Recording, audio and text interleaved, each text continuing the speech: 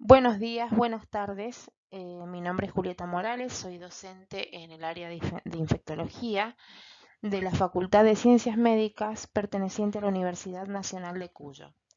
El tema que vamos a desarrollar en esta presentación es enteroparasitosis. El término parasitosis hace referencia a la infección por organismos que viven temporal o permanentemente en el ser humano, manteniendo una relación que proporciona a los mismos beneficios para su supervivencia, ocasionando en el huésped una enfermedad parasitaria o cursando de forma asintomática. Clásicamente se van a clasificar en protozoos, que son organismos eucariotas unicelulares, helmintos, organismos multicelulares y los ectoparásitos. Las enfermedades parasitarias constituyen un importante problema de salud pública, siendo considerado por la Organización Mundial de la Salud como una de las principales causas de morbimortalidad a nivel mundial, que afecta principalmente a países en vías de desarrollo con condiciones higiénico-dietéticas deficitarias. Los factores individuales que pueden facilitar a la infección por enteroparásitos son edad infantil, el entorno, vivir en zonas endémicas económicamente deprimidas, condiciones higiénicas deficientes y afectación a personas esplenectomizadas o inmunodeprimidas. Ahora vamos a hablar sobre el papel de la atención primaria de la salud en las enfermedades enteroparasitarias. La atención primaria tiene un papel fundamental en el control de dichas enfermedades por dos razones.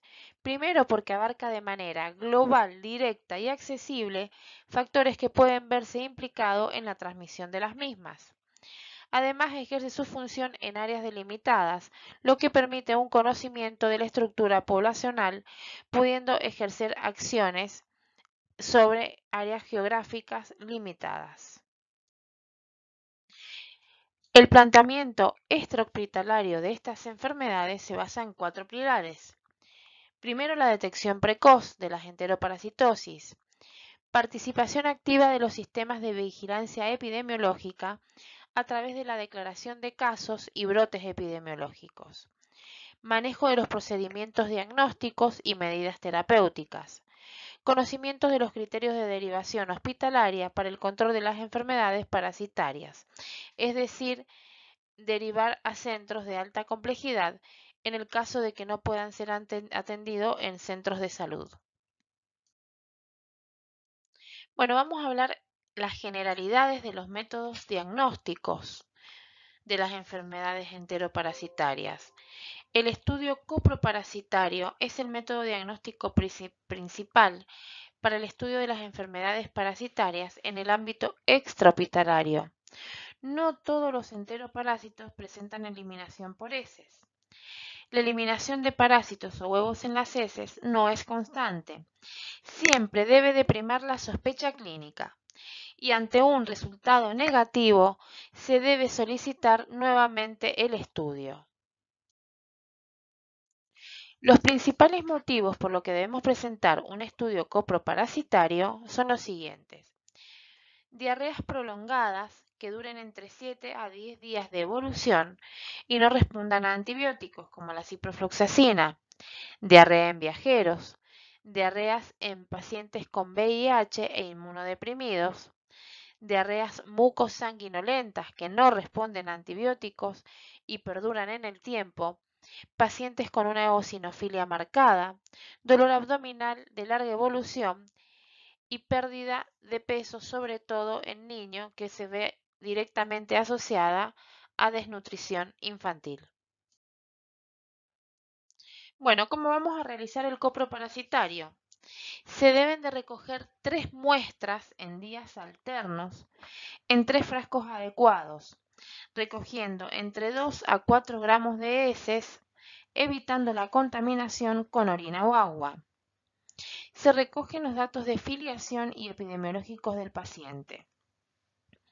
Es muy importante recalcarle al paciente que los 2 o 3 días previos al estudio, el mismo seguirá una dieta blanda, sin hortalizas, verduras, frutas, grasas y fibras para facilitar la visualización de los parásitos.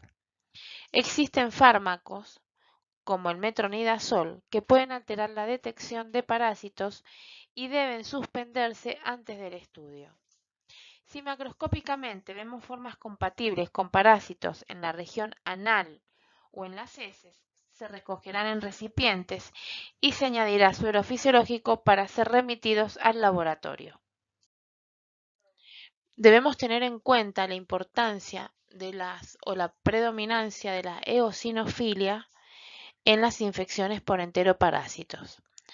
El estudio inicial debe incluir las siguientes pruebas: anamnesis, detallando antecedente de viaje.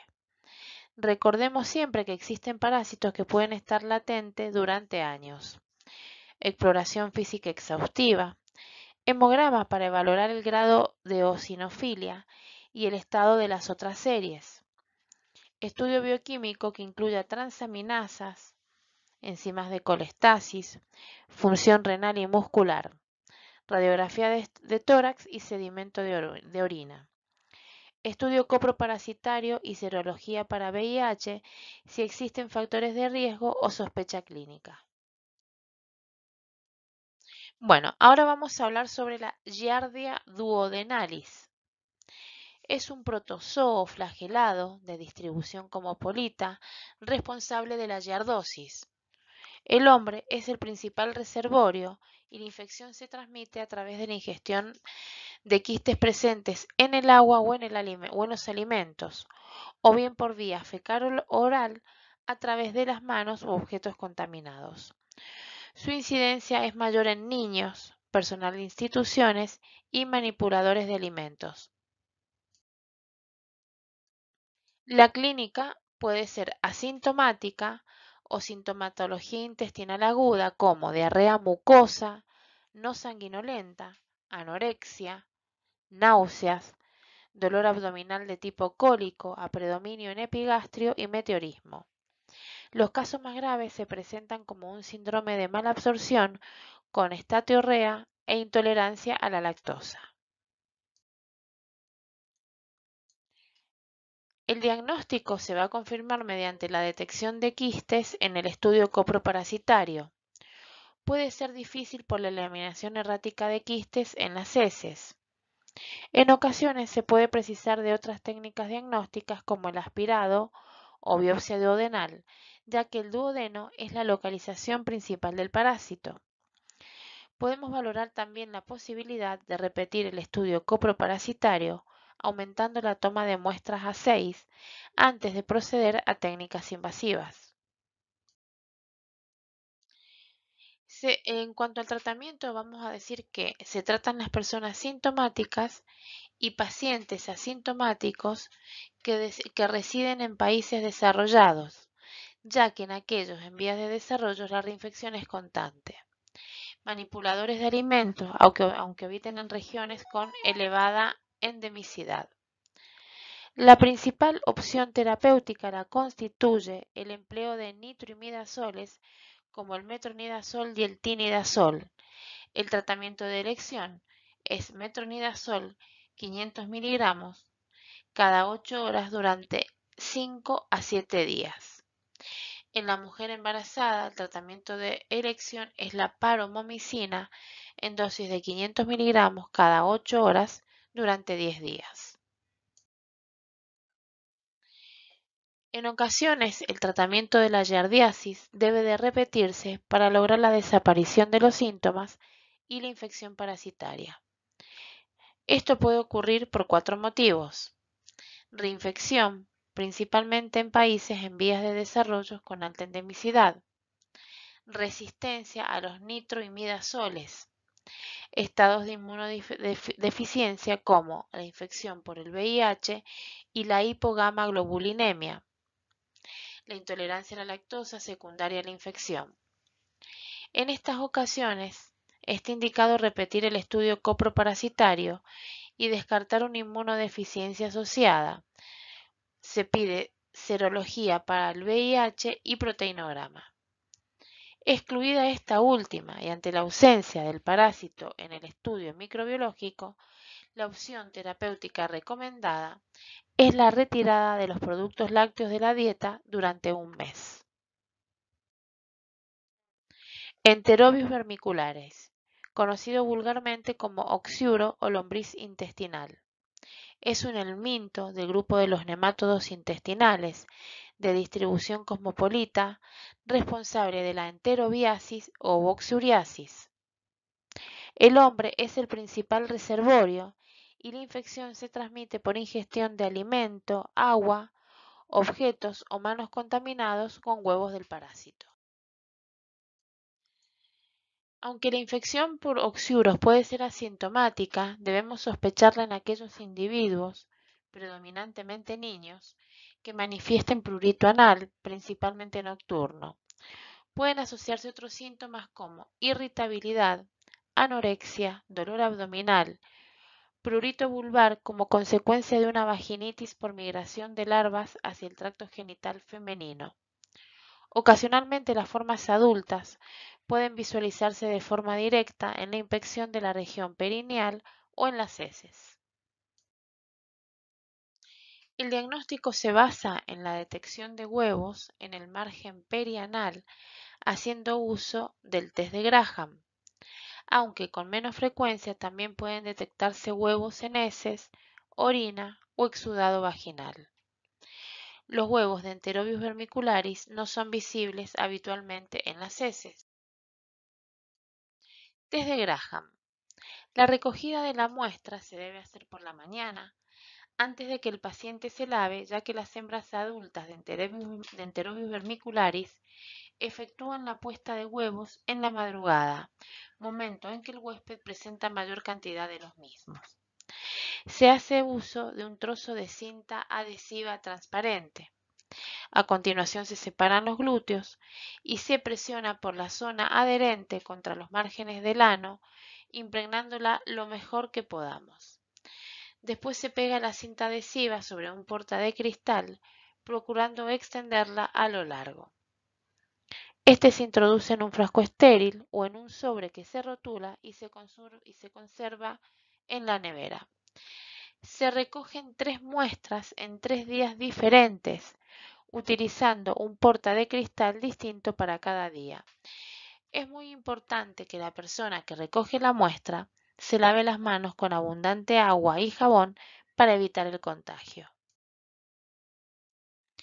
El tratamiento se realiza con una dosis única de 100 miligramos de mebendazol o 400 miligramos de albendazol. Debe repetirse la dosis a las 2 semanas y debe tratarse a toda la familia.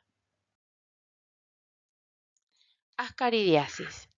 Las formas adultas de Ascaris lumbricoides se localizan en el yeyuno e ilion. Sus huevos son altamente resistentes en el medio ambiente. Contaminan el agua y los alimentos y tras ingerirlos liberan las larvas en el intestino delgado, atravesando la luz intestinal y llegando vía sanguínea o linfática hasta el pulmón. Maduran en los alvéolos y migran por bronquios hacia la tráquea, pasan al esófago y llegan de nuevo al intestino delgado, donde se convierten en la forma adulta. La clínica aparece cuando hay una alta carga parasitaria. En fase pulmonar produce una respuesta inmune con producción de inmunoglobulina E y eosinofilia. Vamos a ver infiltrados pulmonares transitorios y acá vamos a hacer diagnóstico diferencial con neumonías bilaterales. Se va a presentar con fiebre, tos, disnea y urticaria, que es el llamado síndrome de Loeffler, que pueden durar 1 a varias semanas. En el intestino con frecuencia es asintomático y dependiendo de la cantidad de parásitos pueden provocar obstrucción intestinal, sobre todo en la válvula ileocecal, especialmente en niños menores de 6 años. Cuadros más sobrepassados de molestia abdominal, náuseas o diarrea, o bien la migración de las formas adultas en el árbol biliar pueden provocar colangitis, colecistitis o pancreatitis. aunque estas complicaciones son poco frecuentes. El diagnóstico se va a realizar por la observación de huevos de Ascaris en heces. En la fase pulmonar es complicado, ya que todavía no se observan huevos en heces y la biopsia pulmonar con intención de encontrar larvas no es rentable. El fármaco de elección es el mebendazol, 100 miligramos 2 veces al día durante 3 días, repitiéndolo 2 semanas después si persiste la presencia de huevos en las heces. Como alternativa, se puede utilizar una dosis única de mebendazol, 500 miligramos, albendazol, 400 miligramos, o pamoato de pirantel. En la fase pulmonar pueden ser muy útiles los esteroides. Tenia saginata. El hombre es su único hospedador definitivo y por lo general alberga un único parásito adulto, de ahí que se le conoce como lombriz solitaria. El huésped intermediario es el ganado vacuno, que se infecta al ingerir los huevos desde el pasto. El hombre se infecta cuando come la carne cruda o poco cocida. La clínica va a depender del tamaño del parásito y la susceptibilidad del huésped a los productos eliminados por el helminto. Lo más habitual va a ser dolor abdominal con sensación de hambre, estreñimiento. Rara vez presentan síntomas alérgicos como urticaria, prurito y asma. El diagnóstico consiste en observar los anillos expulsados de forma espontánea o en las heces, observar los huevos en el margen anal mediante la técnica del celofán adhesivo, o bien puede detectarse una eosinofilia leve o moderada en sangre periférica. El tratamiento se realiza con albendazol o mebendazol. Para prevenir la infección se debe evitar la carne de vacuno cruda o poco cocida. Las larvas se destruyen con cocción a 56 grados centígrados durante 5 minutos o congelación a 20 grados bajo ceros al menos durante 7 a 10 días. Cisticercosis. La Taenia solium puede infectar al hombre tanto en su forma adulta, teniasis transmitida por el consumo de carne de cerdo, como en su forma larvaria, que es la cisticercosis. Por las medidas higiénicas de control veterinario está radicada en España, pero dado el movimiento migratorio son cada vez más frecuentes los casos en pacientes que provienen de América Latina, África y Sudeste Asiático.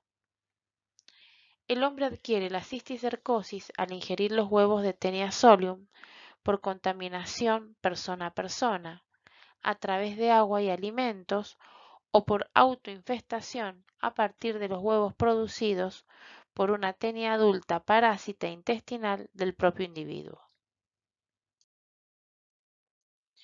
La cisticercosis tiene una localización cerebral, ocular o muscular, siendo las manifestaciones más graves las de la neurocisticercosis. La clínica va a depender del número, tamaño y localización de los quistes, produciendo epilepsia en un 50 a 65% de los casos, cefalea en un 40% de los casos y otros síntomas relacionados con hipertensión endocraniana. El diagnóstico, como en todos los parásitos, se va a realizar por una eosinofilia marcada en sangre periférica, antecedentes epidemiológicos, lugar de procedencia, teniasis en el paciente o algún familiar. La detección por ELISA de anticuerpos específicos debe realizarse en sangre y en líquido cefalorraquídeo, donde su rentabilidad es mayor. El tratamiento debe dirigirse a paliar los síntomas, suministrando antiepilépticos y dexametasonas y eliminar el parásito.